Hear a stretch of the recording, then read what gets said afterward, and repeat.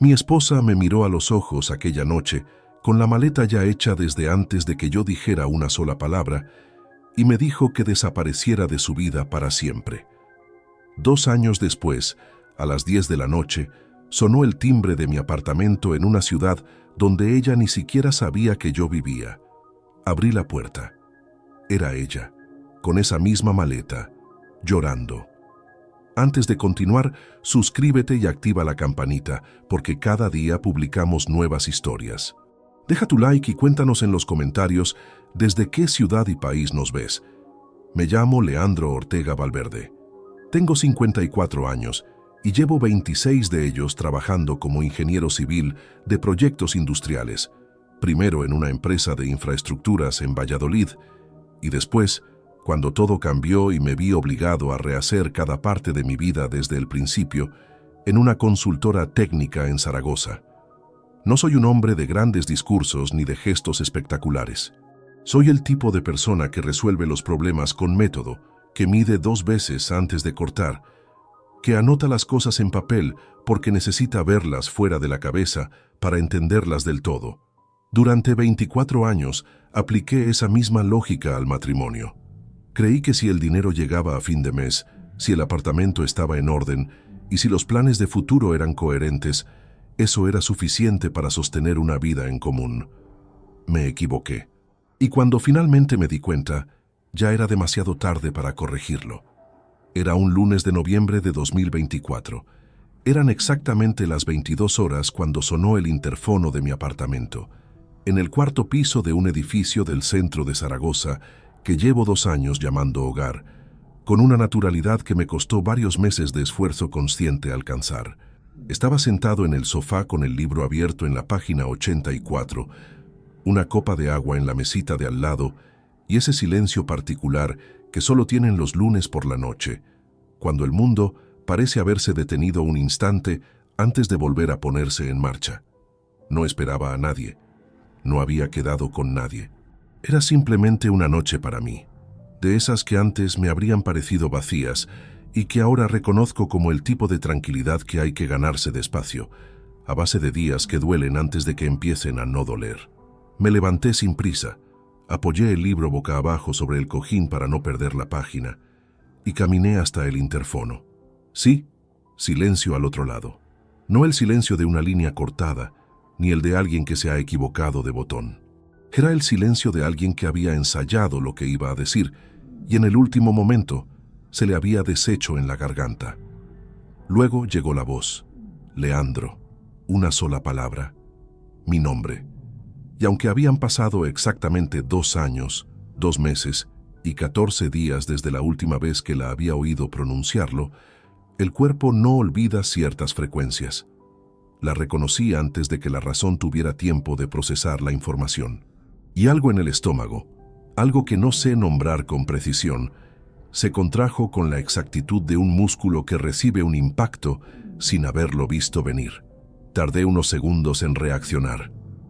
Me quedé de pie frente al interfono con la mano todavía apoyada en el botón, mirando la pared sin verla realmente. Después bajé, abrí la puerta del edificio. Era Gema Solís Puente, 50 años, mi exesposa, la mujer con la que había vivido 24 años, compartido 2 domicilios, enterrado un perro en el jardín de la primera casa, un martes de octubre de 2017, pasado navidades y veranos y enfermedades y noches de tormenta en las que los 2 habíamos dormido escuchando el granizo contra los cristales, como si eso fuera razón suficiente para quedarse juntos indefinidamente. La misma mujer que en marzo de 2022, de pie en la cocina del apartamento de Valladolid a las 11:15 de la noche, con una frialdad que todavía me resulta difícil de describir con exactitud, me había dicho que me fuera, que desapareciera de su vida, que no quería volver a verme. Estaba de pie en el portal con una maleta mediana a sus pies. El abrigo gris no era suficiente para el frío de aquella noche de noviembre. El pelo húmedo le caía sobre las sienes y los ojos estaban hinchados de esa manera evidente y sin disimulo que tienen cuando uno lleva horas llorando sin parar y ya no le queda energía para controlar ninguna parte de sí mismo. Tenía el aspecto de alguien que ha aguantado más de lo que podía aguantar y finalmente ha soltado todo de golpe, sin calcular dónde iba a caer. Me miró. Yo la miré. El silencio entre los dos duró el tiempo suficiente para que ella entendiera que yo no iba a romperlo con una pregunta amable ni con un gesto que le facilitara lo que fuera que había venido a decir. Había aprendido, a lo largo de 2 años muy concretos y muy exigentes, a no llenar silencios que no me correspondían llenar. «Necesito ayuda», dijo al fin, la voz apenas sostenida, como una estructura que ha perdido varios de sus pilares y todavía no ha terminado de caer del todo, pero está a punto.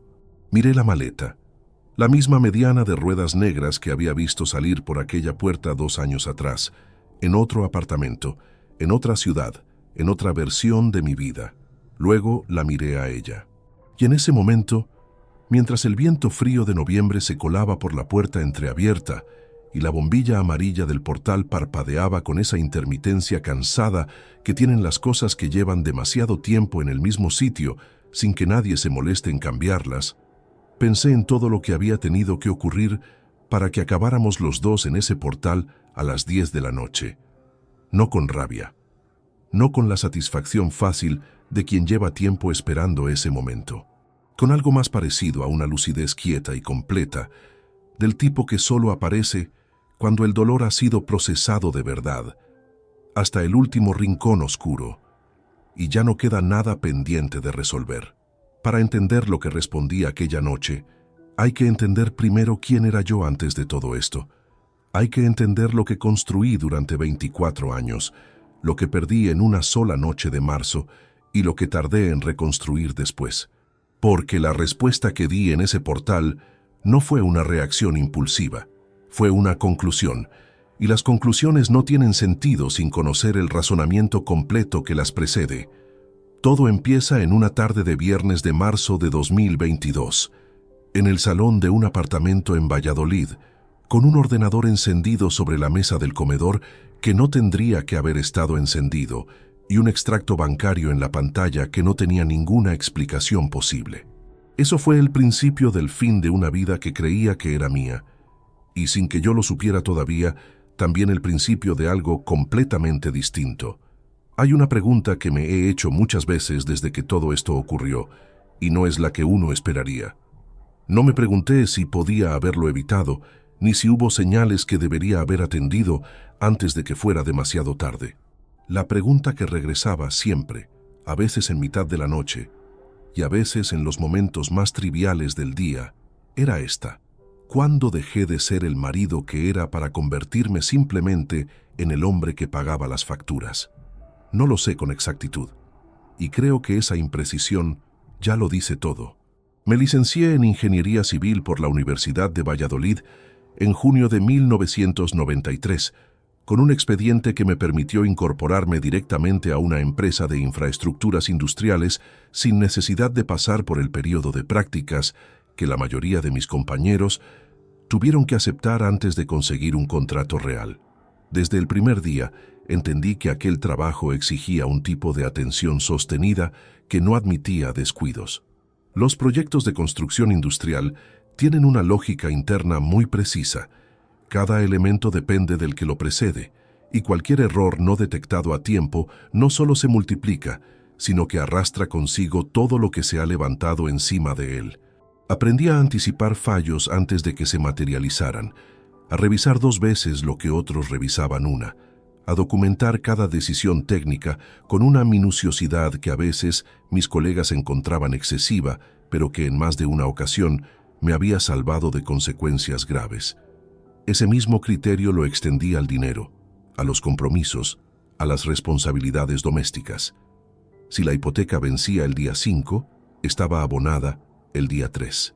Si el coche necesitaba pasar la revisión, no esperaba a que se encendiera ninguna luz de aviso. Si había una gotera, el fontanero estaba en casa ese mismo día.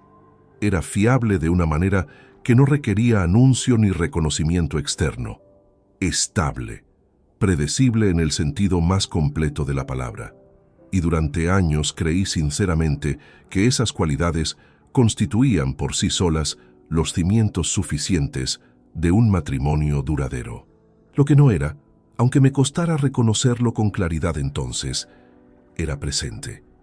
No en el sentido físico, porque estaba en casa la mayoría de las noches, sino en el sentido más importante del término. Hay una diferencia enorme entre compartir el mismo espacio que otra persona y estar realmente con esa persona, y durante demasiados años confundí la primera condición con la segunda. Llegaba a casa después de 10 u 11 horas frente a planos, especificaciones técnicas y reuniones de coordinación, y lo que el cuerpo pedía era silencio. No distancia, me decía a mí mismo, con la convicción de quien necesita creer en su propio argumento. Solo silencio. Pero el silencio que yo reclamaba al llegar ocupaba exactamente el mismo espacio que la conversación que Gemma necesitaba tener, y durante mucho tiempo ninguno de los dos tuvo las herramientas ni la valentía suficiente para nombrar ese problema en voz alta. Gemma Solís Puente tenía 48 años cuando todo empezó a fracturarse, aunque la rotura llevaba tiempo acumulándose por debajo de la superficie, como la humedad dentro de un muro que por fuera sigue presentando un aspecto impecable. Nos habíamos conocido en 1997 en una cena de cumpleaños de un amigo común. Ella tenía 21 años, estudiaba administración de empresas y tenía una forma de participar en las conversaciones que me resultó poco habitual desde el primer momento. Escuchaba de verdad, con esa atención sin prisas que pocas personas tienen, y formulaba preguntas que iban directamente al centro de las cosas, en lugar de quedarse en la periferia cómoda. Me gustó esa consistencia. Me gustó que tuviera criterio propio que no cedía ante nadie. Nos casamos en 1999 en una ceremonia pequeña en Valladolid, con poco más de 80 invitados y sin grandes protocolos, porque ninguno de los dos quería un día de representación. Solo un día que fuera honestamente nuestro. Los primeros años fueron buenos, no perfectos, porque los matrimonios perfectos son una narrativa que no resiste el contacto con la realidad cotidiana, pero sí genuinamente buenos. Compartíamos los fines de semana con la misma soltura con que afrontábamos los problemas. Éramos capaces de pasar horas juntos, sin hablar, sin que ese silencio tuviera ninguna carga negativa, y nos reíamos con una frecuencia que ahora, con la distancia, reconozco que subestiré siempre. Recuerdo en particular las mañanas de sábado en el apartamento de la calle Muro, cuando ella preparaba café y yo leía el periódico en papel junto a la ventana del salón, y ninguno de los dos sentía la necesidad de añadir nada a ese rato. Era suficiente. Éramos suficientes.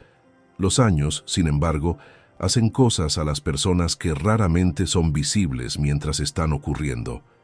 Mi carga laboral fue creciendo de forma constante y silenciosa a lo largo de la primera década de matrimonio. A los proyectos locales se fueron sumando contratos con empresas de otras provincias, luego trabajos de supervisión que implicaban desplazamientos de varios días, y más adelante la responsabilidad de coordinar equipos técnicos numerosos que multiplicó las horas dedicadas a reuniones y aumentó la presión sobre los plazos de entrega.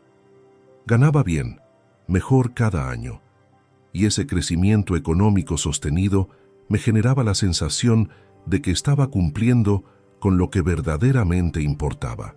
El salario de 5.800 euros mensuales que tenía en 2022 era la prueba tangible de que el esfuerzo invertido tenía un sentido claro. No me detuve el tiempo suficiente a pensar si ese esfuerzo estaba llegando a donde realmente necesitaba llegar.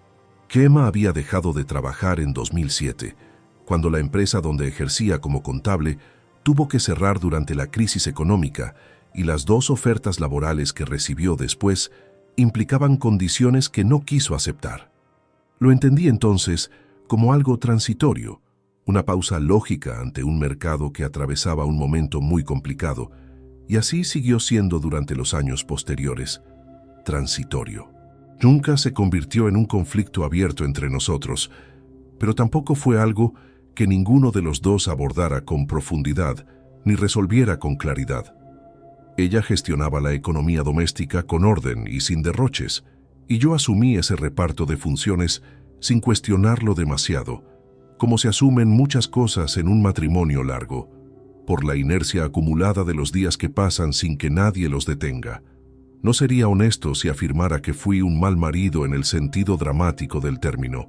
No fui cruel, no fui infiel en ningún momento. No hubo faltas de respeto sostenidas ni discusiones que dejaran heridas permanentes visibles, pero fui un marido que, con el paso del tiempo, fue dejando de mirar a Gemma. No de verla, porque la veía cada día al otro lado de la mesa o al otro lado de la cama, sino de mirarla de la manera en que uno mira a alguien cuando le importa genuinamente lo que esa persona está pensando o sintiendo más allá de lo que expresa en ese momento concreto. Es una distinción pequeña en el plano de las palabras y enormemente significativa en el plano de la vida real, y es la que explica buena parte de lo que vino después. En el verano de 2019, de regreso de unas vacaciones en Asturias que habían transcurrido con más silencios de los habituales y con conversaciones que no lograban salir de la superficie, le pregunté una noche si estaba bien. «Estoy bien», respondió, seca, sin mirarme. Y yo lo creí, o preferí creerlo, que no es exactamente lo mismo. Al día siguiente había una reunión importante en la empresa a primera hora y al siguiente otra, y la conversación que no tuvimos en Asturias quedó guardada en algún lugar entre los dos, acumulando peso en silencio sin que ninguno de los dos volviera a sacarla. Debería haber insistido aquella noche. Debería haber cerrado el portátil y preguntado de otra manera, con más tiempo y más disposición real a escuchar lo que no fuera fácil de escuchar. No lo hice. Y ese no fue el error de una sola noche. Fue el patrón repetido de muchos años que, sin que yo lo supiera todavía, alguien más estaba aprovechando desde hacía meses. 3 años después, Gemma ya tenía la maleta hecha antes de que yo abriera la boca. Hubo un momento concreto en el que el matrimonio dejó de ser un lugar al que los dos queríamos llegar al final del día, para convertirse en un espacio donde simplemente nos encontrábamos porque era el único que teníamos. No recuerdo exactamente cuándo ocurrió ese cambio, y creo que esa imprecisión forma parte del problema en sí. No fue un punto de inflexión claro y visible, sino algo que fue sucediendo con la misma lentitud con que se deteriora una estructura mal ventilada.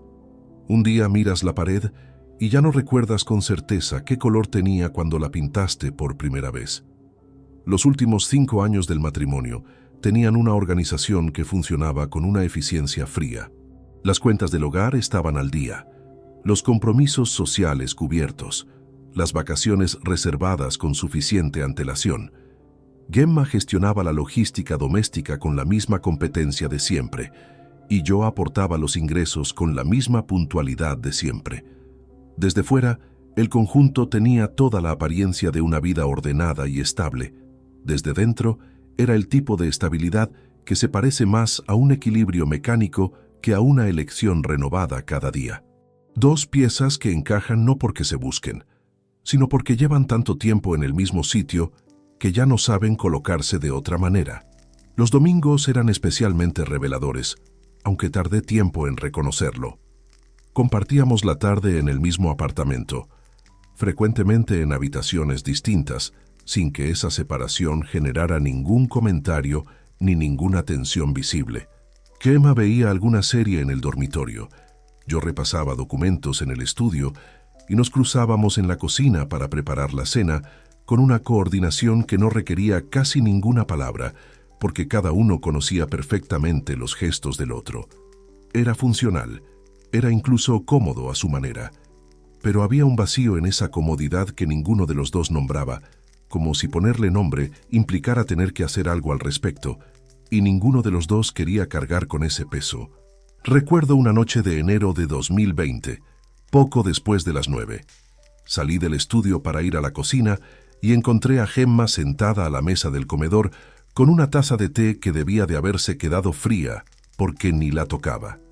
Miraba por la ventana hacia los tejados de enfrente con esa expresión de quien no está viendo realmente lo que tiene delante, sino algo que ocurre únicamente dentro de su propia cabeza. Le pregunté si quería compañía. «No hace falta», respondió, sin apartar la mirada del cristal. Volví al estudio.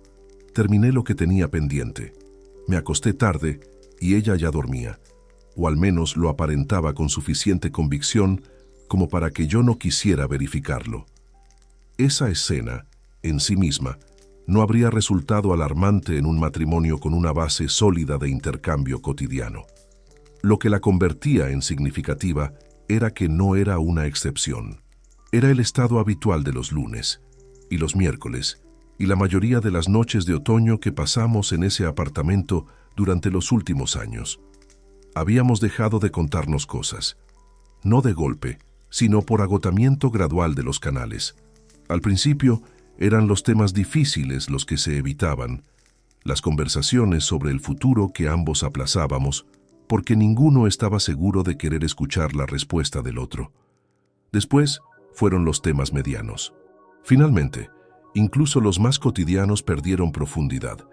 El tiempo, la lista de la compra, si el vecino del tercero había vuelto a aparcar mal.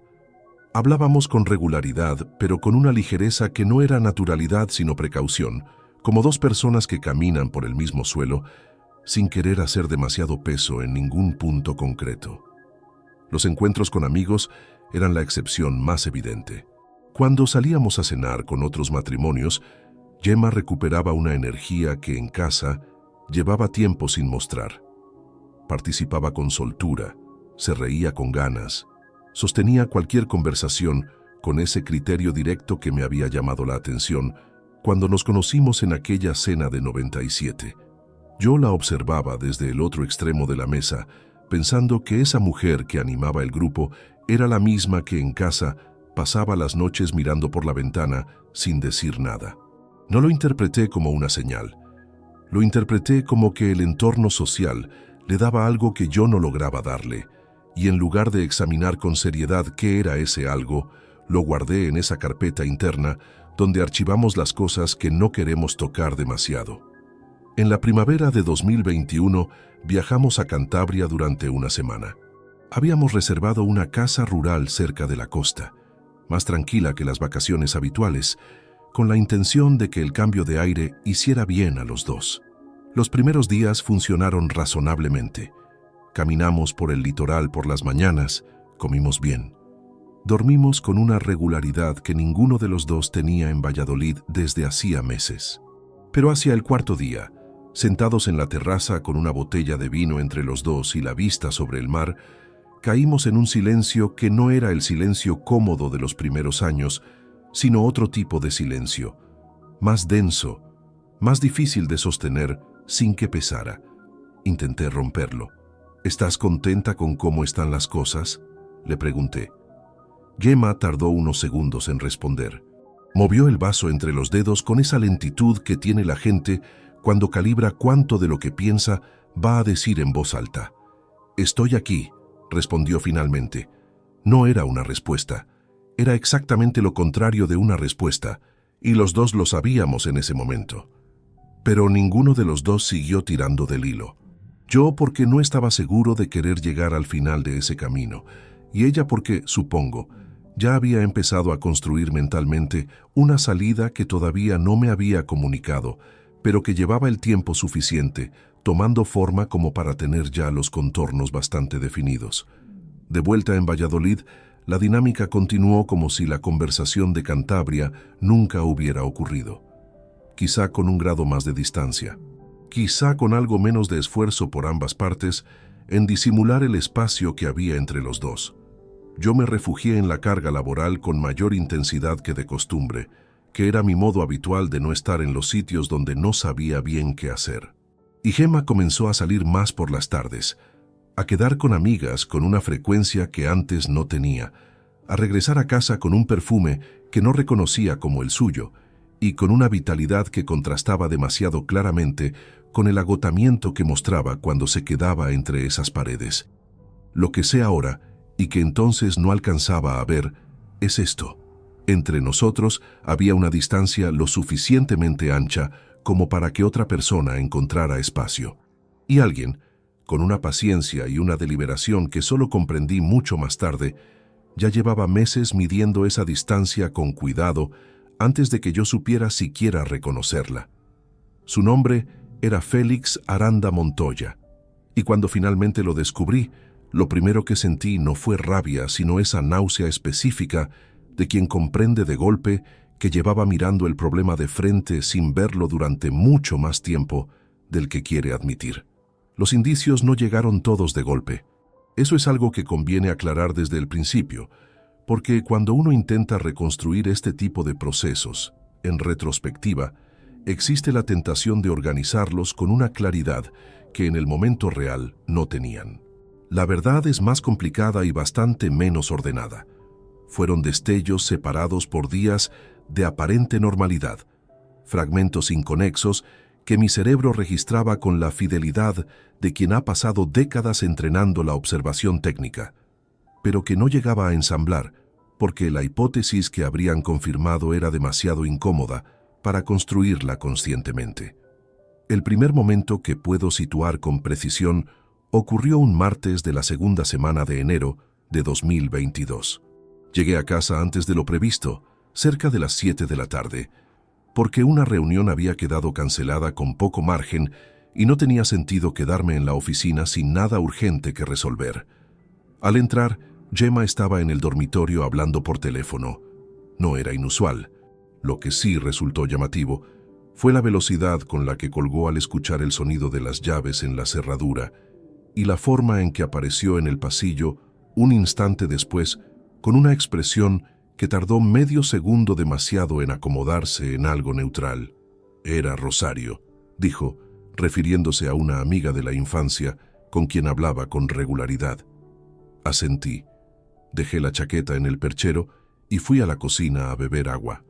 No dije nada más porque no tenía nada concreto que decir. Solo había una descarga cortada y una cara recompuesta con demasiada rapidez, y eso por sí solo no era prueba de nada. Pero quedó registrado en algún lugar, como esas pequeñas marcas que aparecen en una superficie antes de que la grieta sea visible. A lo largo de enero observé que el teléfono había adquirido una nueva centralidad en sus hábitos, no de manera escandalosa, sino con esa sutileza que resulta casi más difícil de ignorar, precisamente porque parece estudiada. Antes lo dejaba sobre la encimera de la cocina mientras cocinaba, o en la mesita del salón mientras veía la televisión. En enero empezó a llevarlo siempre consigo, incluso a habitaciones donde antes nunca lo habría necesitado. La pantalla siempre boca abajo cuando lo apoyaba sobre alguna superficie, el volumen del sonido reducido o directamente en silencio. Pequeños ajustes de comportamiento que no habrían significado nada si hubieran sido aislados, pero que formaban un patrón cuando los colocabas uno al lado del otro. En la tercera semana de enero comenzaron las llegadas tarde, no con una frecuencia alarmante al principio. Un martes regresó a las 8:30, habiendo salido, según me había comentado por la mañana, a quedar con una amiga del antiguo trabajo para tomar algo. 2 semanas después fue un jueves. Había ido al centro a hacer recados y no llegó hasta pasadas las 9. Las explicaciones eran siempre plausibles individualmente. El tráfico, una conversación que se alargó, una cola inesperada en algún establecimiento. Nada que no pudiera ocurrir en cualquier tarde normal de una ciudad como Valladolid. Pero yo trabajaba con estructuras. Y las estructuras tienen una propiedad fundamental que tardé demasiado tiempo en aplicar a esta situación. Cuando los desvíos de la norma se vuelven la norma, ya no son desvíos. Son el nuevo comportamiento de base, y eso requiere una explicación de fondo que ningún tráfico ni ninguna cola puede proporcionar. El perfume fue otro asunto. Gemma siempre había usado la misma fragancia durante años, una que yo asociaba con determinadas ocasiones concretas. Salidas de noche, celebraciones, aniversarios, no era su perfume de diario. A partir de febrero empecé a notar ese aroma en tardes de entresemana, cuando regresaba de esas salidas cuya justificación variaba ligeramente, pero cuya frecuencia no dejaba de aumentar. No dije nada. Tenía la incomodidad de quien detecta algo que no termina de comprender y no quiere pronunciarse antes de tener más elementos, y también, lo reconozco, la incomodidad más profunda de quien empieza a intuir que nombrar algo puede hacer que se vuelva irreversiblemente real. Hacia finales de febrero, se añadió un elemento más al conjunto. Gemma había empezado a cuidar su aspecto con una atención renovada que no tenía correspondencia con ninguna circunstancia visible. No es que antes descuidara su imagen, sino que la inversión de tiempo y energía en ese terreno había aumentado de forma notable y sin razón aparente. Citas de peluquería más frecuentes. Ropa nueva que aparecía en el armario sin comentario previo. Un interés repentino por el ejercicio físico que se concretó en salidas matutinas que antes nunca formaban parte de su rutina. Por sí solo, cualquiera de esos cambios habría sido completamente irrelevante. Juntos, y vistos ahora con la claridad que solo da el tiempo y la distancia, componían un cuadro coherente que en aquel momento mi mente se resistía a ensamblar completamente. Hubo una tarde de sábado de principios de marzo que permanece grabada con una nitidez particular. Habíamos comido juntos en casa, sin conversación especialmente significativa, y hacia las 4 Gemma dijo que iba a salir a dar una vuelta porque necesitaba aire. No era una frase extraña. Lo extraño fue el cuidado con que se preparó para esa vuelta. Se cambió de ropa, revisó el teléfono antes de salir y cuando se inclinó para recoger las llaves del mueble de la entrada, el aroma de ese perfume llenó el pasillo de una manera que era difícil de atribuir a una vuelta sin destino concreto. Regresó a las 8 menos cuarto, 3 horas y 3 cuartos para dar una vuelta. ¿Bien?, le pregunté desde el sofá sin levantar la vista del periódico. Bien, respondió, y se fue directamente al baño. Esa noche no dormí con la profundidad habitual. Me quedé en ese estado intermedio entre la vigilia y el sueño, donde los pensamientos no se organizan, sino que simplemente flotan, y en ese estado, los fragmentos que llevaba semanas almacenando empezaron a acercarse unos a otros de una manera que ya no podía detener completamente. No llegué a ninguna conclusión articulada aquella noche, pero algo se había movido en algún punto interior que no supe nombrar entonces, un mecanismo que había comenzado a funcionar y que ya no podía desconectar. La semana siguiente actué con normalidad aparente. Fui al trabajo, regresé a casa, cené frente a Gemma, hablé de lo que había que hablar, pero la forma en que la observaba había cambiado sin que ninguno de los dos lo mencionara. Era una observación diferente a la de antes, no la mirada del hombre que convive con su mujer y la ve sin pensar demasiado en lo que ve, sino la del ingeniero que ha detectado una irregularidad en los datos y está tomando nota de cada nueva medición antes de sacar ninguna conclusión por escrito. El jueves 12 de marzo, llegué a casa pasadas las 8 de la noche y el ordenador de uso compartido que teníamos en el comedor estaba encendido sobre la mesa. La pantalla mostraba algo que Gemma debía de haber estado revisando antes de que sonara el teléfono en la cocina, cuya voz llegaba con la amortiguación habitual de las conversaciones que uno no quiere que se escuchen desde otras habitaciones.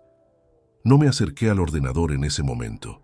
Guardé la chaqueta, me lavé las manos, esperé a que terminara la llamada. Cené, me acosté. Pero el viernes por la tarde, cuando me senté a buscar un informe técnico que necesitaba revisar, el ordenador volvía a estar encendido. Y esta vez era yo quien estaba solo en el apartamento. Y esta vez sí miré la pantalla. Lo que vi en esos primeros segundos no me lo esperaba. Y sin embargo, de alguna manera que todavía no termino de explicarme del todo, tampoco me sorprendió por completo. Como si una parte de mí llevara semanas preparándose para ese momento sin comunicárselo al resto. La pantalla mostraba la bandeja de entrada de una cuenta de correo electrónico que no era la suya habitual, la que usaba para asuntos domésticos y correspondencia con la familia. Era otra dirección, con un nombre de usuario que combinaba parte de su nombre con una secuencia de números, el tipo de cuenta secundaria que alguien crea cuando no quiere que determinadas comunicaciones aparezcan mezcladas con el resto de su vida cotidiana. No debería haber leído. Eso me digo a veces, en los momentos más racionales de la reflexión posterior, pero también sé que esa es la clase de argumento que funciona en abstracto y que se disuelve completamente en el instante en que uno está de pie frente a una pantalla abierta, con el corazón ya golpeando a un ritmo que no corresponde a la calma aparente del apartamento en silencio. Leí. El hilo más reciente era una conversación de esa misma semana. El remitente aparecía con el nombre completo: Félix Aranda Montoya. Los mensajes eran breves, con esa economía de palabras que tienen las personas que llevan el tiempo suficiente conociéndose como para no necesitar explicar el contexto de cada intercambio. Había referencias a un hotel en Burgos, una fecha concreta para el miércoles siguiente. Había una pregunta sobre si podría llegar antes de las 3 de la tarde. Y había, al final del último mensaje, una frase que no voy a reproducir aquí, porque sigue siendo de las pocas cosas de todo este proceso que todavía me cuesta recordar sin que algo en el pecho reaccione de una manera que preferiría que no lo hiciera. Cerré el correo. Abrí el navegador. Escribí el nombre con la misma precisión mecánica con que habría buscado cualquier referencia técnica para un informe de obra. Félix Aranda Montoya, 58 años. Empresario del sector inmobiliario con sede principal en Salamanca y proyectos activos en varias provincias de Castilla y León. 3 constructoras registradas a su nombre según información pública del registro mercantil. Aparecía en varias noticias locales vinculadas a contratos de promoción urbanística y en la fotografía de un acto institucional celebrado 2 años atrás donde sonreía junto a varios representantes del sector. Hombre de complexión fuerte, cabello gris bien cuidado, con el aspecto de quien está habituado a que las cosas funcionen de acuerdo a sus propias decisiones sin demasiada resistencia por el camino. Patrimonio estimado en 4.300.000 euros, según un artículo de una revista económica regional de 2020. Me quedé mirando esa cifra unos segundos. Luego cerré el navegador. Me senté en el suelo de la sala. No en el sofá, sino directamente sobre el parqué, con la espalda apoyada contra el lateral del mueble del televisor y las rodillas ligeramente flexionadas hacia el pecho. No sé con exactitud por qué elegí el suelo. Supongo que el cuerpo busca el punto de contacto más amplio con algo sólido cuando el resto de las referencias comienzan a moverse. Permanecí así 40 minutos. Lo sé porque cuando finalmente me incorporé miré el reloj de la pared y marcaba las 19:47 y tenía constancia de haber entrado al apartamento cerca de las 7:45. Durante ese tiempo no razoné de manera ordenada. Lo que ocurrió fue más parecido a una reorganización involuntaria de los últimos meses. Los teléfonos colgados al escuchar la llave, el perfume en las tardes de entresemana, los sábados con 3 horas de ausencia sin destino verificable, los silencios pesados en Cantabria.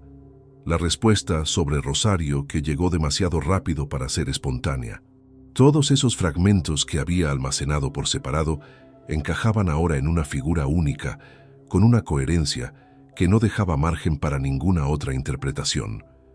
No lloré en ese momento. Eso vino después. Lo que sentí mientras permanecía en el suelo era algo distinto al llanto, más cercano a esa sensación física cuando el cuerpo acusa un impacto antes de que el dolor localice con exactitud el punto del golpe. Una especie de entumecimiento que no era dramatismo, sino simplemente el tiempo que necesita la mente para actualizar la versión de la realidad que venía gestionando hasta ese instante. Cuando me levanté, abrí el ordenador de nuevo. Entré a la plataforma del banco. Teníamos cuentas separadas desde hacía varios años. Un acuerdo tácito que ninguno de los dos había propuesto formalmente, pero que había surgido de forma natural cuando las diferencias en los gastos cotidianos generaban roces menores que resultaba más sencillo evitar que resolver. No tenía acceso a su cuenta personal, sí al historial de movimientos de la cuenta conjunta que manteníamos para los gastos comunes: hipoteca, suministros, seguros, reparaciones del hogar. Revisé los últimos 6 meses con la metodología que aplico a cualquier auditoría técnica, columna por columna, fecha por fecha, sin omitir ninguna línea. Lo que encontré no era exactamente lo que había imaginado, pero resultaba suficientemente elocuente. reintegros en efectivo de importes variables distribuidos a lo largo de los últimos 4 meses, siempre en cantidades que no superaban los 400 euros por operación, con una frecuencia de 1 o 2 veces por semana. Individualmente, cada movimiento habría pasado desapercibido en el flujo habitual de los gastos domésticos. Sumados, representaban en torno a 5.600 euros retirados en metálico entre octubre de 2021 y mediados de marzo de 2022. 5.600 euros en efectivo, sin justificación registrada, sin ningún gasto del hogar que lo respaldara. Cerré el ordenador por segunda vez. Fui hasta la ventana del salón y me quedé observando la calle sin fijar la vista en ningún punto concreto. La tarde había caído del todo y las farolas de la acera de enfrente proyectaban esa luz anaranjada característica de las noches de invierno en Valladolid, cuando el frío aprieta y los pocos peatones que quedan caminan deprisa con las manos metidas en los bolsillos. Escuché la llave en la cerradura a las 8:15. Gemma entró con esa energía contenida que había observado tantas veces en las últimas semanas. El ritmo de alguien que regresa de un lugar donde ha estado bien y que necesita reducir esa temperatura interior antes de cruzar el umbral doméstico. Me saludó desde el pasillo con una naturalidad que, ahora que disponía del contexto completo, resultaba extraordinaria en su precisión. Se quitó el abrigo. Preguntó si había pensado en qué cenar. «Lo que quieras», respondí desde el sofá, donde me había instalado con un libro abierto en una página que no había leído. La voz me salió plana, no fría de manera deliberada, sino con esa monotonía involuntaria que aparece cuando uno está gestionando demasiadas cosas simultáneamente en el interior y no le queda capacidad para modular lo que sale al exterior. Ella no preguntó nada. Fue a la cocina. Cenamos. Recuerdo el sonido de los cubiertos contra los platos, el ruido del extractor que Gemma había dejado encendido por descuido, la televisión de fondo con el volumen lo suficientemente bajo para que ninguno de los dos pudiera seguir lo que emitía. Recuerdo que en algún momento ella mencionó que una tienda del centro había cerrado definitivamente, uno de esos locales que llevaba años en el mismo sitio y cuya desaparición genera ese comentario breve que no busca conversación, sino simplemente cubrir un silencio que de otro modo resultaría incómodo. Respondí con algún monosílabo apropiado. Me acosté antes que ella. Permanecí en la oscuridad del dormitorio con los ojos abiertos durante un tiempo que dejé de medir, porque apartar la vista del techo para mirar el reloj requería un esfuerzo que en ese momento no tenía disponible. Pensé en 24 años. Pensé en Cantabria. Pensé en la fotografía del buscador y en el hombre de cabello gris que sonreía en el acto institucional. Pensé en los 5.600 euros retirados en efectivo y en el miércoles siguiente con el nombre de un hotel en Burgos. Y tomé una decisión que todavía no articulé en palabras concretas, pero que estaba ya formada completamente en algún lugar más profundo que el pensamiento consciente.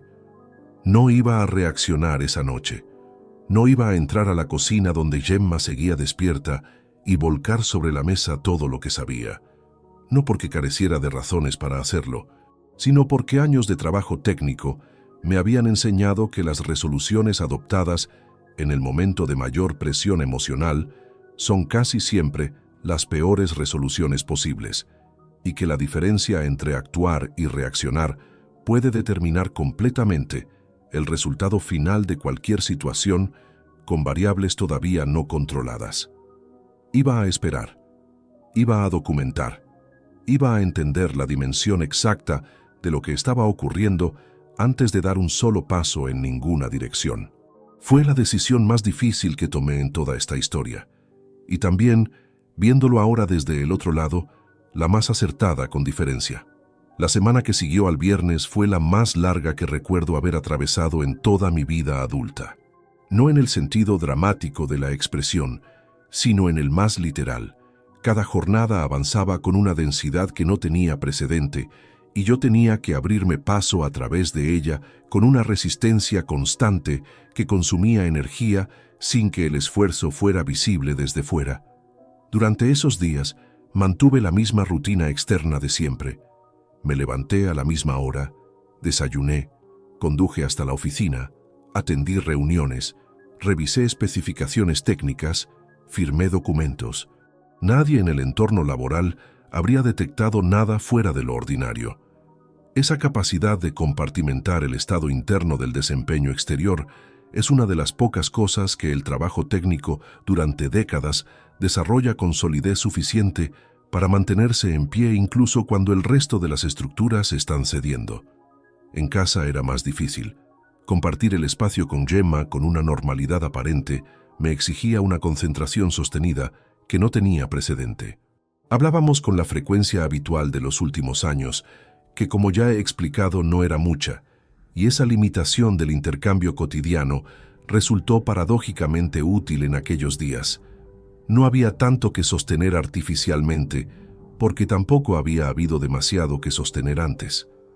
El lunes por la tarde, después del trabajo, me detuve en el despacho del abogado Rodrigo Fuentes Castellano.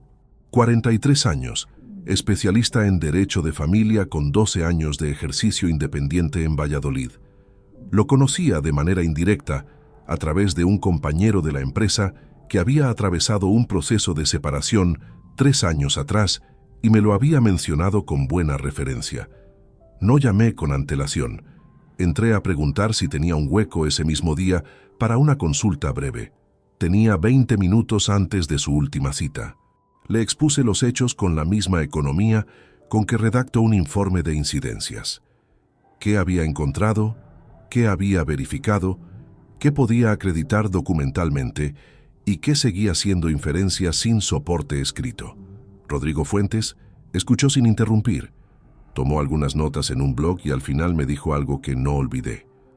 No haga nada todavía. Documente todo lo que pueda durante el tiempo que sea capaz de sostener. Cuanto más completo sea el cuadro cuando decida actuar, más sólida será su posición en cualquier proceso posterior. Salí de ese despacho con la misma sensación con que salgo de cualquier revisión técnica bien planteada, sin haber resuelto el problema, pero con una hoja de ruta más clara sobre cómo abordarlo. Seguí documentando durante los días siguientes. Anoté fechas, horarios, variaciones de comportamiento. Guardé en una carpeta física, que mantenía cerrada en el cajón de mi mesa en la oficina, los extractos impresos de los últimos 6 meses junto a las anotaciones de los movimientos que no tenían justificación doméstica verificable. Aguanté hasta el martes 23 de marzo. No fue una decisión premeditada para esa fecha específica. Fue que aquella noche llegué a casa pasadas las 10 y encontré a Gemma terminando una llamada en el dormitorio, exactamente como en aquella primera vez de enero. Solo que esta vez no colgó al escuchar la llave. Se demoró unos segundos y escuché con claridad desde el pasillo el tono de alguien que cierra una conversación con la calidez que reserva para determinadas personas. Luego el silencio. Luego sus pasos acercándose a la puerta. Algo dentro de mí terminó de ceder en ese instante. No como un estallido, sino como la última viga de una estructura que ha acumulado demasiada carga durante demasiado tiempo y finalmente transmite el límite de su capacidad. Cené solo porque Gemma ya había comido antes de que llegara. La escuché moverse por el dormitorio mientras terminaba los platos. Recogí la cocina. Me senté a la mesa del comedor un rato mirando el mantel sin ningún pensamiento articulado. Luego a las 11:15 de la noche fui a buscar la carpeta con los extractos impresos y entré a la cocina. Gemma estaba junto a la encimera con un vaso de agua en la mano. Me miró al entrar. Supongo que algo en mi expresión le comunicó, antes de que yo abriera la boca, que lo que iba a ocurrir era distinto a cualquier intercambio de los últimos años. Dejé los papeles sobre la mesa.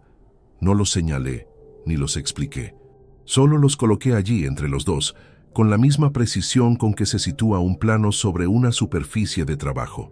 Félix Aranda Montoya, dije. El silencio que siguió duró exactamente lo que necesita una persona para entender que ya no existe ninguna salida posible hacia la negación. Gemma dejó el vaso sobre la encimera, con un movimiento controlado. Me miró directamente, y lo que encontré en esa mirada no fue lo que había imaginado durante los días anteriores. No había culpa visible, no había derrumbe inmediato. Había algo parecido a una resolución que llevaba tiempo preparada y que por fin encontraba el momento de expresarse. «No voy a negarlo», dijo, la voz firme, sin el temblor que uno esperaría en esas circunstancias. Asentí. Esperé. Llevo mucho tiempo sintiéndome sola en este matrimonio. Años. Y en algún momento encontré a alguien que me hacía sentir que existía. No respondí a eso. No porque careciera de cosas que decir, sino porque en ese instante comprendí que cualquier argumento sobre los años vividos, sobre lo que había construido y aportado, sobre mis propios errores que también conocía, no iba a modificar nada de lo que era ya irreversible. Las conversaciones aplazadas durante años no podían recuperarse en esa cocina pasada la medianoche. «¿Cuánto tiempo?», pregunté. «Desde el verano pasado, desde el verano de 2021, 7 meses». Mientras paseábamos por el litoral de Cantabria y compartíamos el silencio en aquella terraza con el mar de fondo, cuando le pregunté si estaba contenta y ella respondió que estaba allí. «He tomado una decisión», continuó.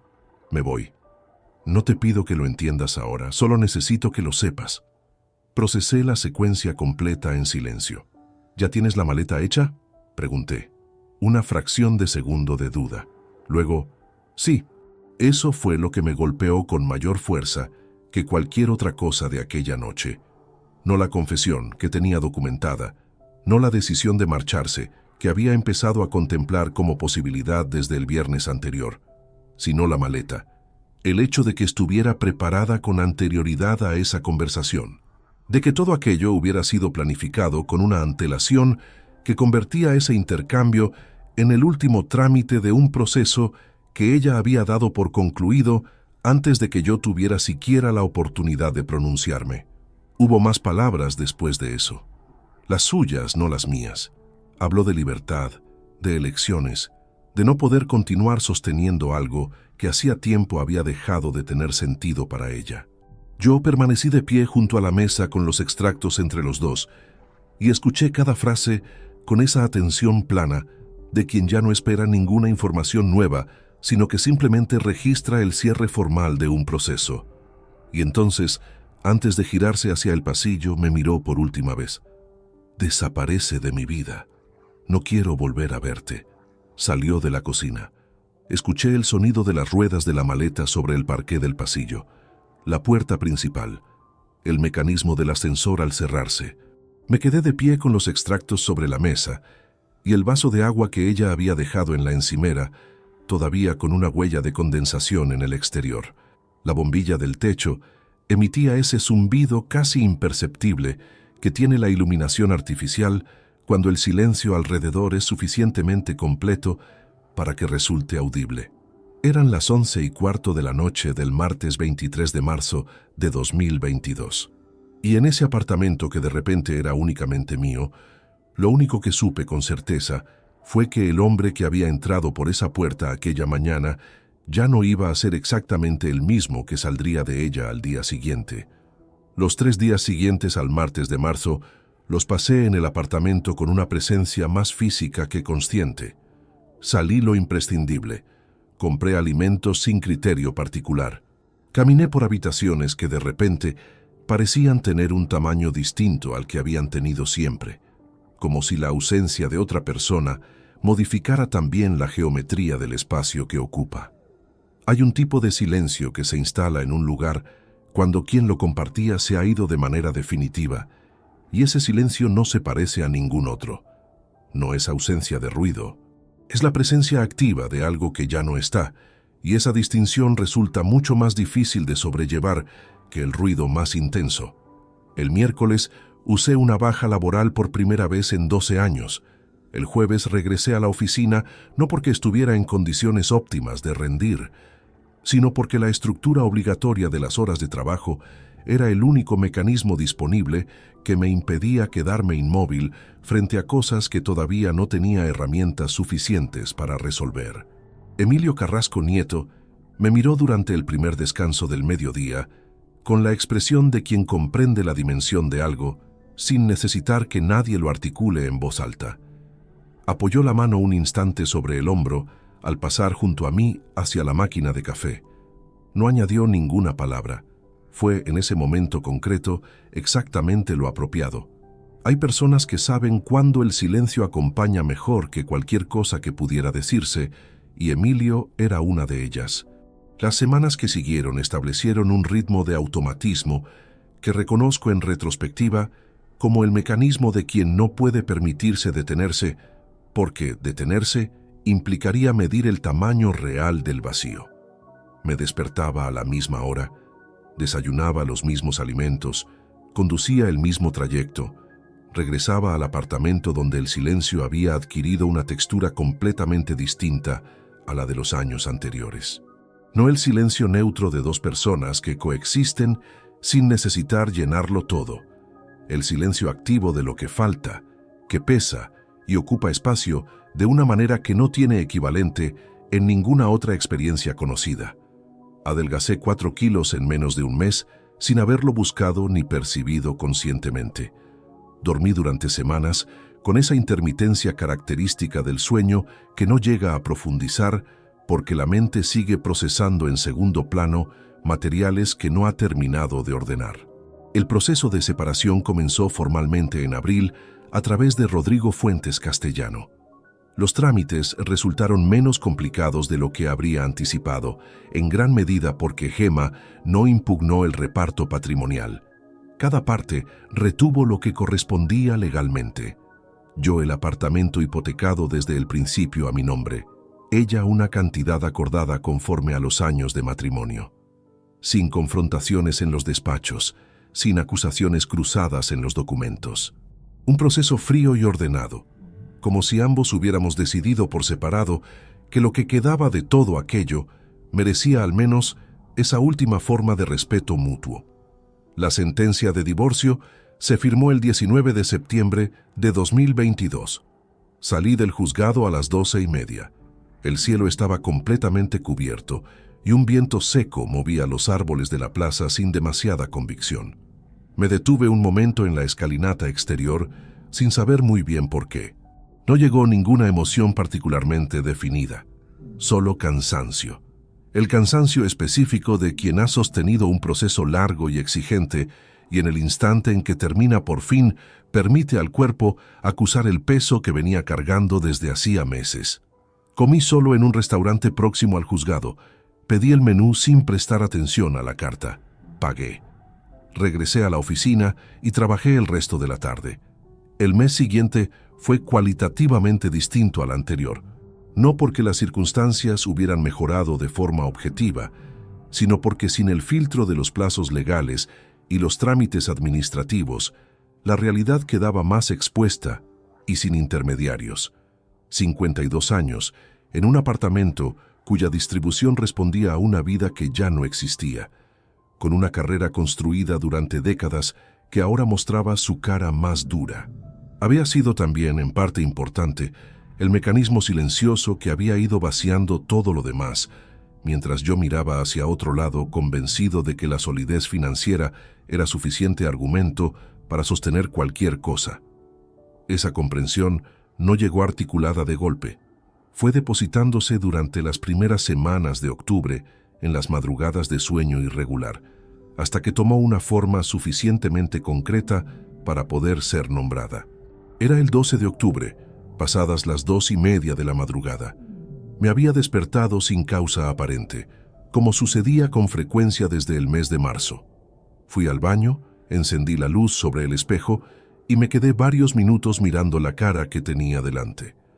Era la mía, reconociblemente la mía, pero mostraba los meses anteriores con una fidelidad que no habría podido disimularse aunque lo hubiera intentado. No el paso del tiempo ordinario, sino algo más específico. El desgaste característico de las cosas que han sido soportadas sin llegar a ser procesadas de verdad.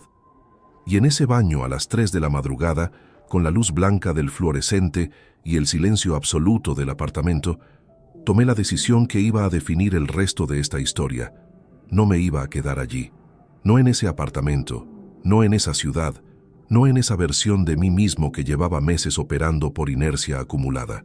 No porque quisiera huir de nada en el sentido cobarde del término, sino porque comprendí con una claridad inusual que el hombre que me devolvía el espejo no era ni el punto de partida ni el punto de llegada de lo que yo era capaz de construir. Era el resultado de 2 décadas de rutina no cuestionada y varios meses de impacto sin procesar, y ninguna de las dos cosas tenía por qué ser definitoria si tomaba la decisión activa de que no lo fuera. Apagué la luz. Volví a la cama. Por primera vez en semanas dormí de manera continua hasta que sonó el despertador.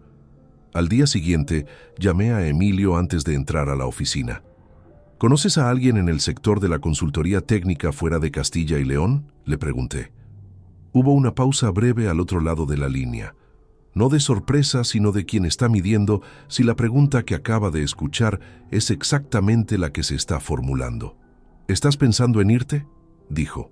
Estoy empezando a pensar en muchas cosas que antes no me permitía siquiera plantear. No añadí nada más, y él tampoco lo pidió. 3 días después, me envió 2 contactos en Zaragoza y 1 en Valencia, con los nombres completos de cada consultora y una descripción breve del tipo de proyectos que cada una desarrollaba. Elegí Zaragoza, suficientemente lejos de todo lo conocido, suficientemente distinta en su ritmo y en su geografía como para que ninguna calle me devolviera una memoria que no había pedido seguir cargando. El siguiente tramo de mi vida iba a comenzar en un lugar donde nadie sabía quién era el hombre que una mujer había dejado con una frase y una maleta preparada de antemano. Y eso, en octubre de 2022, era exactamente el punto de partida que necesitaba. Llegué a Zaragoza un viernes de finales de octubre de 2022 con el maletero del coche cargado y una furgoneta de alquiler siguiéndome por la autovía desde Valladolid. El apartamento lo había seleccionado a través de una agencia sin haberlo visitado en persona, eligiéndolo únicamente a partir de fotografías y datos objetivos, metros cuadrados útiles, orientación, distancia al centro de trabajo, importe mensual del alquiler. 480 € al mes por un tercero sin ascensor en el barrio de San Pablo, con ventanas que daban a una calle estrecha y paredes que conservaban el olor característico de los pisos que llevan tiempo sin que nadie los habite. El tipo de olor que no desaparece con la ventilación en un solo día, sino que exige semanas de presencia activa para ser sustituido por otro. Subí los primeros bultos a las 6 de la tarde, el último a las 9 menos cuarto. El transportista contratado para la furgoneta se marchó sin demasiada conversación, que era exactamente lo que la situación requería.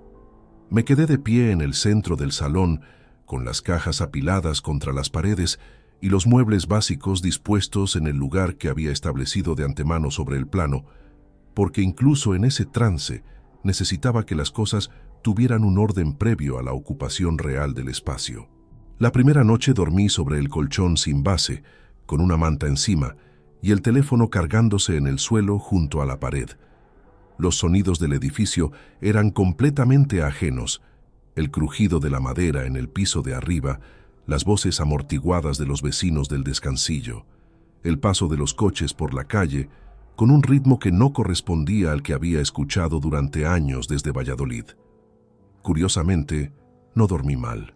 Quizás porque el cuerpo, después de meses de descanso fragmentado, reconoció en ese entorno nuevo la ausencia de los estímulos asociados al período anterior.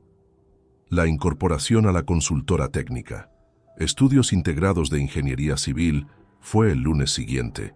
La empresa tenía su sede en un edificio moderno del polígono tecnológico de la ciudad, con un equipo de 17 personas entre técnicos, administrativos y dirección. El socio director, Valentín Soroa Benítez, 51 años, me recibió con una pragmaticidad que agradecí sin reservas. Explicó en 40 minutos el estado de los proyectos en curso, el funcionamiento interno del equipo y las expectativas del puesto, y sin más preámbulos me asignó un escritorio y acceso a los sistemas. No preguntó nada sobre mi situación personal. Yo no ofrecí ninguna información al respecto. Era exactamente el tipo de inicio que había buscado. Los primeros días en la consultora fueron de absorción intensa. Nuevos métodos de trabajo, protocolos de documentación diferentes a los que conocía, un equipo con dinámicas propias que había que leer con paciencia antes de intentar integrarse en ellas. Esa exigencia de adaptación técnica tuvo un efecto secundario de notable utilidad. Ocupaba un porcentaje tan elevado de la capacidad cognitiva disponible durante las horas de trabajo que no quedaba margen libre para ningún otro procesamiento paralelo. Era agotador de una manera cualitativamente distinta al agotamiento de los meses anteriores, más cercano al cansancio productivo que al erosivo, y esa distinción marcó una diferencia real en la regularidad del sueño desde la segunda semana.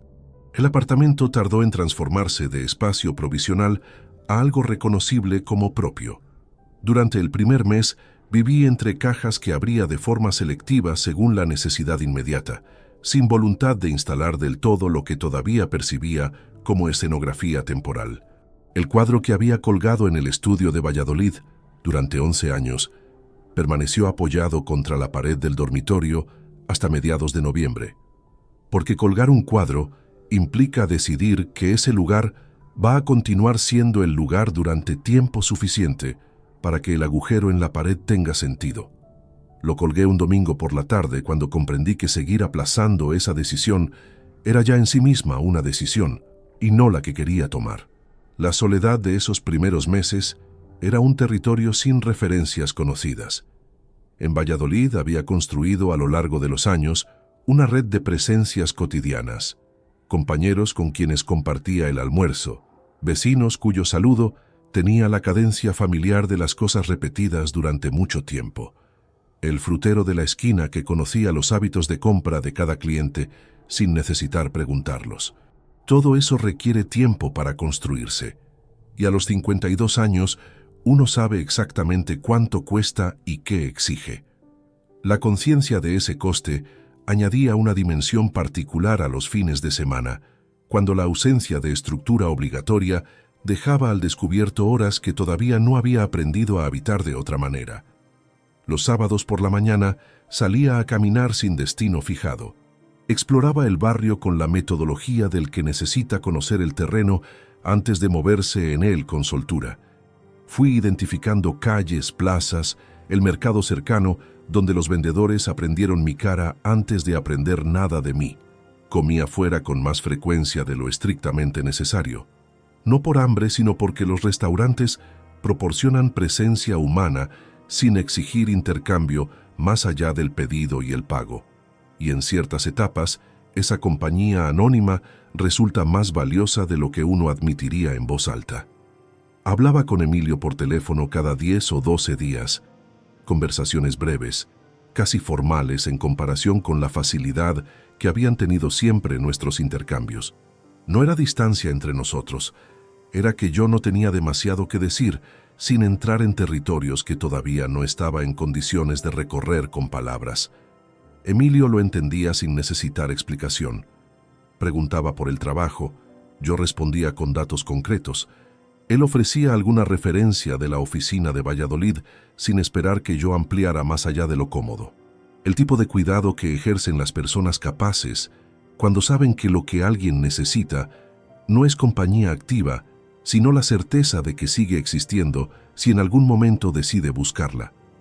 En una de esas llamadas, a finales de noviembre, Emilio mencionó sin mayor trascendencia que había coincidido en un restaurante con varios conocidos del antiguo entorno social de Valladolid, entre ellos la esposa de un colega con quien Gemma había tenido relación años atrás. Respondí con un monosílabo y cambiamos de tema inmediatamente. Era una mención casual entre decenas de conversaciones, el tipo de detalle cotidiano que uno pronuncia y olvida al instante sin poder saber que en algún momento, a través de un camino improbable y completamente involuntario, ese detalle recorrerá una distancia que ninguno de los dos podría haber anticipado. Diciembre fue el mes de mayor dureza, no por ningún acontecimiento puntual, sino por la acumulación de fechas que durante 24 años habían tenido un contenido determinado y que en ese diciembre aparecían vacías, sin haber adquirido todavía ningún material nuevo que las llenara. Pasé la Nochebuena en el apartamento. Cené sin ningún esfuerzo de celebración. Me acosté antes de las 12. Enero llegó como llegan los meses cuando uno los espera sin esperanza particular, pero también sin temor.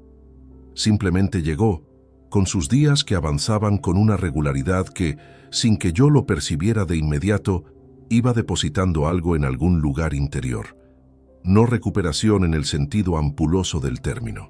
Algo más parecido a una estabilización gradual, como cuando el suelo deja de moverse bajo los pies y el cuerpo redescubre por sí solo que tiene la capacidad de mantenerse en equilibrio sin ayuda de ningún apoyo externo. Y así, sin ceremonia ni fecha señalada, comenzó el proceso real de convertir Zaragoza en un lugar que era únicamente mío.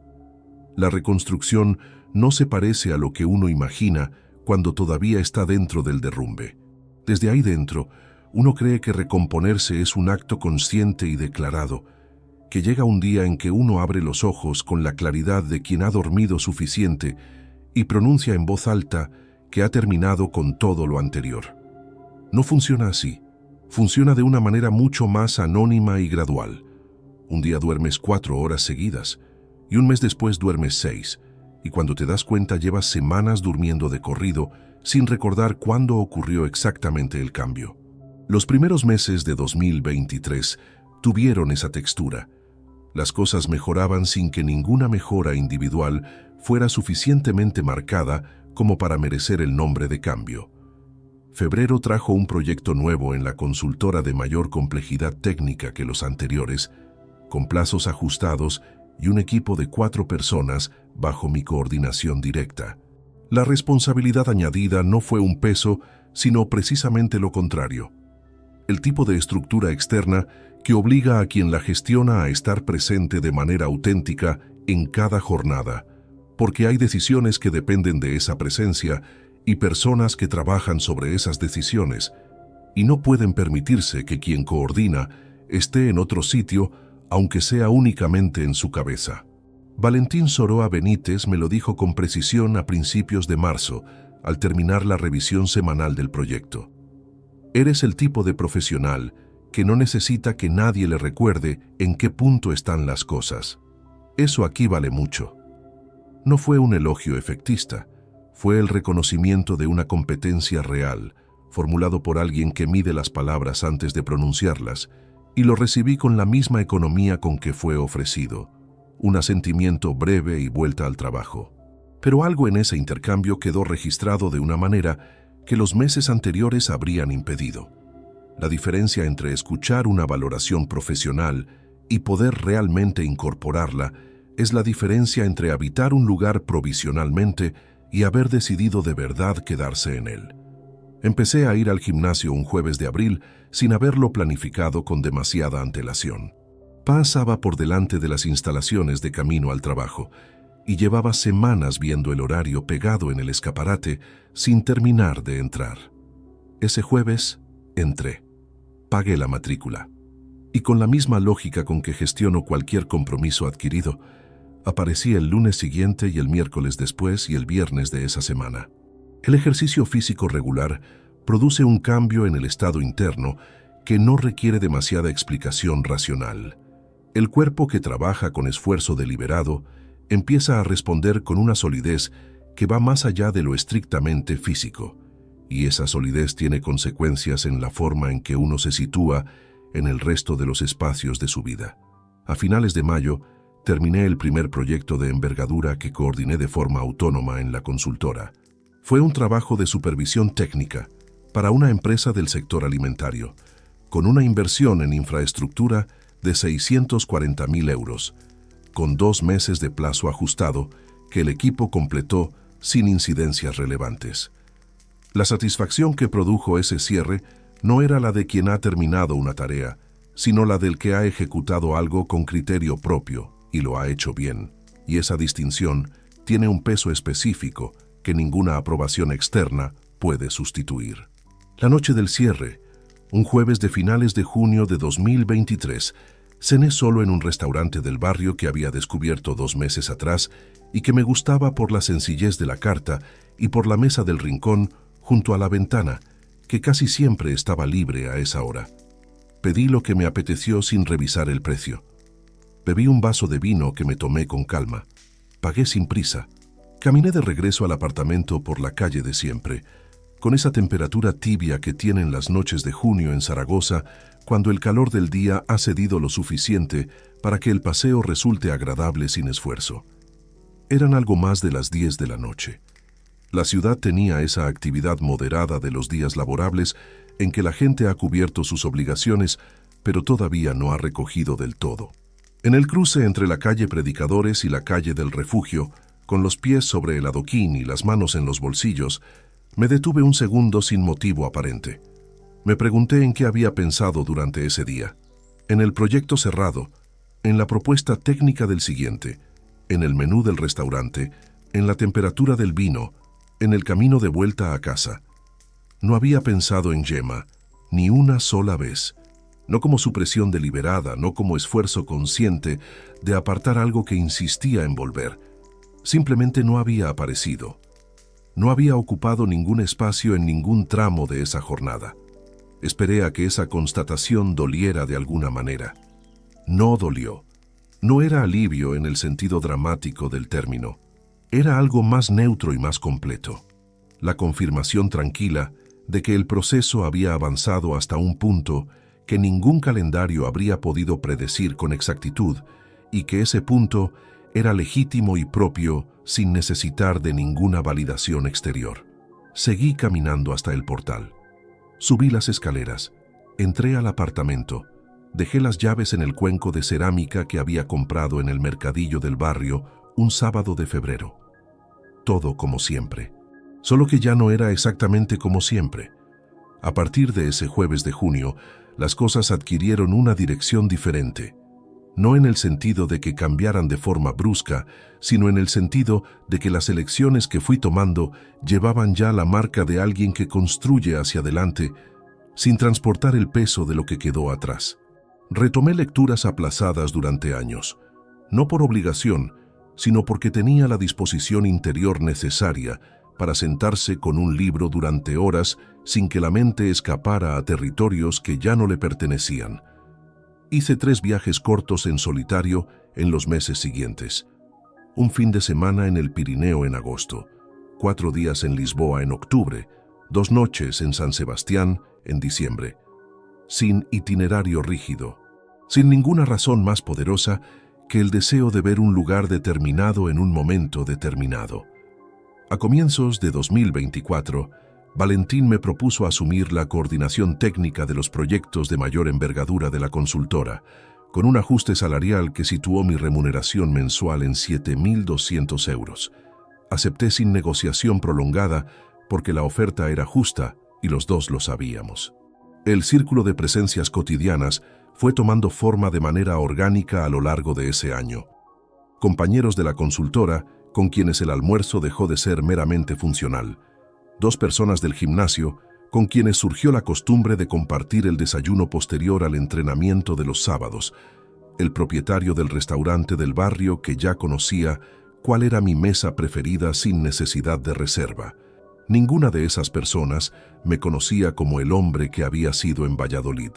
Me conocían únicamente como quien era allí, que resultó ser una versión considerablemente más consciente y más deliberada de mí mismo.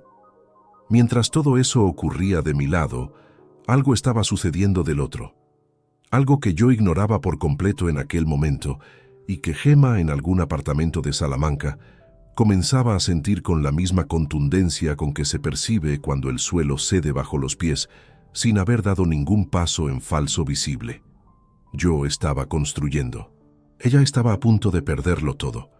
Lo que ocurrió del lado de Gemma durante esos 2 años no lo supe de manera directa ni inmediata. Lo reconstruí después, a partir de lo que ella misma fue diciendo aquella noche en el portal y de lo que pude verificar por cuenta propia en los días siguientes, cuando la claridad de la distancia me permitió ordenar los datos con la objetividad suficiente para entender la secuencia completa. Gemma se instaló en Salamanca en abril de 2022, 3 semanas después de salir del apartamento de Valladolid. Félix Aranda Montoya le había gestionado un piso en el centro histórico de la ciudad, un segundo piso en la calle Compañía a 720 euros mensuales, con contrato de arrendamiento firmado a nombre de él y abonado desde una de sus cuentas corporativas.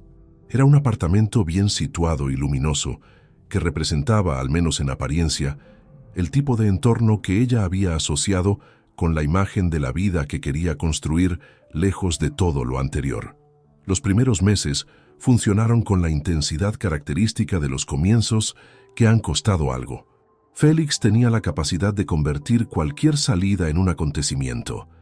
Restaurantes donde la reserva ya estaba hecha al llegar, viajes de fin de semana a ciudades que Gemma había querido conocer durante años, atenciones que aparecían sin fecha señalada, con esa espontaneidad estudiada que tienen las personas acostumbradas a usar la generosidad como mecanismo de construcción de dependencia. Había en él una seguridad en los gestos, una forma de ocupar cualquier espacio donde entrara, que resultaba poderosa para quien llevaba suficiente tiempo sintiéndose prescindible dentro de su propia vida cotidiana. Lo que Gemma fue advirtiendo con el paso de los meses era algo que no encajaba en ningún lugar de esa imagen inicial. Félix compartimentaba con una precisión que no era natural, sino deliberada. Sus negocios funcionaban en compartimentos estancos que nunca se tocaban entre sí. Sus relaciones personales también. Había llamadas que atendía en otro cuarto, desplazamientos de trabajo cuyas fechas variaban con una frecuencia que no correspondía a ninguna agenda empresarial coherente, y una tendencia a desconectarse durante días enteros con explicaciones que llegaban tarde y con menos elaboración de la necesaria. La transparencia que ella había esperado encontrar en ese capítulo nuevo de su vida no terminaba de materializarse nunca del todo. Y esa brecha entre lo anticipado y lo real fue acumulando tensión de manera callada. En el verano de 2023, Félix le propuso que pusieran en común recursos para una inversión en una de sus promociones inmobiliarias. La operación estaba presentada con solidez aparente, documentos con membrete corporativo, proyecciones que manejaban cifras plausibles, una rentabilidad estimada que no resultaba inverosímil para quien no tiene formación específica en ese terreno. Gemma transfirió 87.000 euros desde la cuenta constituida con la liquidación del divorcio. Era prácticamente la totalidad del capital que tenía disponible. La transferencia se realizó el 14 de agosto de 2023. En septiembre Félix empezó a estar menos presente, no de forma brusca, sino con esa gradualidad que hace que cada paso parezca razonable de manera individual y solo resulte alarmante cuando uno intenta verlos todos a la vez. Las comidas que antes compartían varios días a la semana se redujeron a una. Las llamadas se volvieron más cortas. Las justificaciones para las ausencias llegaban con menos cuidado que antes, como si el esfuerzo de mantener la coherencia hubiera comenzado a resultar innecesario para quien ya tenía un pie fuera. El 2 de noviembre de 2023, Gemma llegó al apartamento de la calle Compañía y encontró en el buzón una notificación de la agencia inmobiliaria que gestionaba el contrato. El alquiler correspondiente a octubre no había sido abonado. El de noviembre tampoco. La agencia concedía un plazo de 10 días antes de iniciar el procedimiento de desahucio. Llamó a Félix. El teléfono estaba desconectado. Llamó a la empresa. El número de la sede de Salamanca emitía un mensaje automático indicando que estaba fuera de servicio. Consultó los registros públicos. Las 3 constructoras vinculadas a su nombre mostraban situación de baja en el registro mercantil, 2 de ellas con fechas de cancelación que no superaban los 3 meses de antigüedad. Los 87.000 euros nunca habían entrado en ninguna promoción real. No existía ninguna inversión conjunta documentada. Un abogado de Salamanca al que acudió esa misma semana le explicó con la precisión incómoda que tienen los profesionales cuando la noticia no tiene envoltura posible que la recuperación de esos fondos por vía judicial era teóricamente viable y prácticamente improbable. La cuenta de destino correspondía a una entidad fuera de la jurisdicción española y no había constancia escrita de ningún acuerdo de inversión firmado entre ambas partes. Solo una transferencia voluntaria desde su cuenta, sin ningún respaldo contractual. El 14 de noviembre dejó el apartamento de la calle Compañía antes de que venciera el plazo notificado. El vehículo que utilizaba Estaba vinculado a una de las constructoras y había sido recuperado dentro del proceso de liquidación. Salió con la misma maleta mediana con la que había entrado a esa etapa 2 años y medio antes. Lo que siguió fue un periodo que no voy a reconstruir con más detalle del necesario, no por compasión, sino porque no cambiaría ninguno de los hechos relevantes. Llamadas a su hermana en Madrid, gestiones legales que cerraban una tras otra, noches en las que el coste real de cada decisión tomada 2 años atrás se presentaba en su peso completo sin ningún atenuante disponible. Y en algún punto de ese periodo, a través de una conocida de los tiempos de Valladolid, con quien había retomado el contacto, escuchó una referencia dicha casi de paso. Leandro vivía en Zaragoza. La conocida lo había oído mencionar en una reunión social, uno de esos comentarios sin intención que alguien deja caer sin calcular el recorrido que van a hacer. No era una dirección, era apenas una ciudad. Para quien no tiene demasiados destinos a los que dirigirse, una ciudad puede ser suficiente punto de partida. Encontrar el edificio exacto le llevó varios días de gestiones y una llamada a otra persona del antiguo entorno de Valladolid que había mantenido contacto con conocidos del sector. Al final del proceso, tenía un nombre de calle y un número de portal. Y un lunes de noviembre de 2024, con el frío de la noche encima y la maleta a sus pies, pulsó el botón del interfono del 4º piso. No podía saber que al otro lado, en el sofá, había un hombre con un libro abierto en la página 84 que llevaba 2 años sin esperar su llamada y que, sin embargo, no se sorprendió del todo al escuchar su nombre pronunciado por esa voz. El portal tenía esa luz amarilla de bombilla vieja que parpadeaba con una intermitencia cansada, y bajo ella, Gemma permanecía de pie con la maleta mediana a sus pies y los ojos enrojecidos de quien lleva horas en ese estado sin haber podido interrumpirlo. El frío de noviembre entraba por la puerta entreabierta con esa constancia que tiene el aire cuando la temperatura ha caído del todo y no existe nada que lo detenga. La miré. Hay momentos que uno lleva tanto tiempo imaginando que cuando finalmente ocurren, ya no funcionan de la manera que habrían funcionado en un periodo anterior. No porque el dolor haya desaparecido del todo, ni porque la memoria haya borrado nada, sino porque el procesamiento ha sido suficientemente completo como para que ese instante concreto no encuentre material activo donde prenderse. Era exactamente eso lo que sentía mientras permanecía en el umbral. No rabia acumulada, no satisfacción de ningún tipo, no la tristeza que sí habría estado presente si ese timbre hubiera sonado 18 meses antes. Algo más parecido a una lucidez quieta, del tipo que aparece cuando uno reconoce una situación que ya ha comprendido desde todos sus ángulos posibles. La dejé hablar, no porque necesitara información adicional para tomar ninguna decisión. La decisión estaba tomada en el instante en que reconocí su voz en el interfono, y aún así bajé a abrir la puerta, porque hay una diferencia importante entre decidir y ejecutar, y ese margen existe también como responsabilidad hacia uno mismo. La de no actuar por primer impulso, sino por una certeza que ha tenido tiempo suficiente de verificarse. Leandro, no tengo a dónde ir. La voz no conservaba nada de la firmeza de aquella cocina de 2 años atrás. Era la voz de alguien que ha llegado al fondo de sus propios recursos y habla desde allí, sin reservas disponibles ni posibilidad de disimulo. Él lo cogió todo.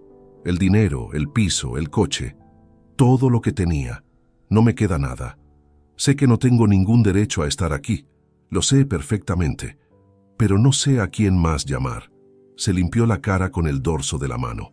El abrigo gris era insuficiente para el frío de esa noche, y esa insuficiencia se leía en su postura entera. Ese encogimiento leve e involuntario que produce la temperatura baja cuando el cuerpo lleva suficiente tiempo expuesto a ella sin protección adecuada. No respondí de inmediato. Lo que ocupó ese silencio no fue ningún inventario de agravios ni ningún cálculo de lo que ella merecía o dejaba de merecer en ese instante. Fue algo más antiguo y más preciso. La imagen de una cocina en Valladolid a las 11:15 de la noche. Los extractos bancarios sobre la mesa, la maleta preparada de antemano, con una antelación que convertía aquella conversación en el último trámite de una decisión tomada en solitario, sin concederme siquiera el margen de participar en algo que afectaba a los 24 años que habíamos levantado juntos. Desaparece de mi vida. No quiero volver a verte. Había cumplido eso con una fidelidad que ninguno de los dos podría haber anticipado aquella noche de marzo. Me había ido. Había construido, con el tipo de esfuerzo que no produce ruido porque no está pensado para ser observado, una versión de mí mismo que no dependía de ninguna narrativa anterior ni de ninguna validación externa. Había aprendido a habitar el silencio sin necesitar llenarlo con nada que no fuera mío. Había recuperado la satisfacción del trabajo bien ejecutado por el valor intrínseco de la ejecución, no por lo que pudiera reportar. Había descubierto, a los 54 años, y en una ciudad donde nadie me conocía por lo que había sido antes, que era posible construir algo completamente propio cuando uno deja de destinar energía a sostener lo que ya no tiene ningún futuro posible. 730 días contados desde la mañana siguiente a aquella noche en que el ascensor se cerró llevándose el sonido de las ruedas de su maleta y me dejó solo con los papeles y el vaso de agua con huella de condensación en la encimera. Miré la maleta a sus pies, la misma mediana de ruedas negras con que había comenzado ese capítulo que acababa de clausurarse de la manera más abrupta posible. Luego la miré a ella. El silencio duró el tiempo justo para que ella entendiera que yo no iba a ceder antes de pronunciarme, y para que yo terminara de verificar lo que ya sabía desde que bajé las escaleras, que no había nada pendiente entre nosotros que esa conversación en el portal pudiera reabrir. Ningún cabo suelto, ninguna cuenta sin saldar que requiriera un ajuste de último momento. Abrí la boca. No. Una sílaba, sin preámbulo y sin epílogo, sin el discurso que habría sido perfectamente legítimo pronunciar desde cualquier punto de vista posible, con razones más que suficientes para sostenerlo de principio a fin, sin ninguna enumeración de lo que había ocurrido ni de lo que eso había costado, sin ninguna de las palabras que había tenido disponibles durante 2 años y que en ese momento no sentí ninguna necesidad de usar, porque la brevedad no era escasez, sino exactamente la respuesta que la situación merecía. Solo eso. Cerré la puerta, no con ninguna violencia, con la misma firmeza tranquila con que se cierra lo que tiene que quedar cerrado. Una compuerta, el archivo final de un proyecto concluido, el último capítulo de un libro que ya ha dado todo lo que tenía que dar. El mecanismo de la cerradura encajó con el sonido preciso que produce cuando el pestillo asienta correctamente en su alojamiento, limpio y definitivo. Subí las escaleras, entré al apartamento. Las llaves en el cuenco de cerámica del mueble de la entrada. El pasillo con la misma luz tenue de siempre. Fui hasta el sofá. El libro seguía boca abajo sobre el cojín, exactamente donde lo había dejado al levantarme para responder el interfono. Lo recogí. Busqué la página 84. La encontré sin dificultad porque la marca del lomo indicaba con precisión dónde había quedado interrumpida la lectura. Leí. No escuché nada desde el portal en los minutos que siguieron. Ningún timbre adicional, ninguna voz desde la calle, solo el silencio habitual del edificio a esa hora de la noche, con el crujido esporádico de la madera en el piso de arriba y el paso amortiguado de algún vehículo por la calle estrecha y el sonido de las páginas al girarlas. Nunca supe con exactitud a dónde fue esa noche. No pregunté después ni intenté averiguarlo, no porque me resultara indiferente en el sentido de quien ha perdido toda capacidad de reconocer a otro ser humano, sino porque esa respuesta ya no me correspondía. La distancia que ella había establecido entre los dos en aquella cocina de marzo era exactamente la misma que yo había respetado al cerrar esa puerta, y respetar esa línea también en ese momento era la única forma de ser coherente con todo lo que había costado trazarla. No fue venganza. Lo pienso ahora con la misma claridad con que lo pensé aquella noche mientras avanzaba por las páginas. No fue la ejecución de ningún plan construido durante meses para llegar a ese instante concreto. Fue la consecuencia directa de haber decidido, frente a un espejo a las 3 de la madrugada de octubre de 2022, que el hombre que veía reflejado tenía todavía mucho por construir, y que ninguna parte de esa construcción podía levantarse sobre los cimientos de lo que alguien más había elegido abandonar. El apartamento aquella noche tenía el mismo silencio de siempre. No el silencio del vacío que había llenado los primeros meses en Zaragoza, sino el otro, el que se parece a algo completo, y esa diferencia para quien ha habitado los dos es la única que importa de verdad. Si esta historia te ha gustado, apóyanos con un like, suscríbete al canal y déjanos tus opiniones en los comentarios. Para escuchar la siguiente historia, haz clic en la caja que aparece a la izquierda. Gracias por acompañarnos.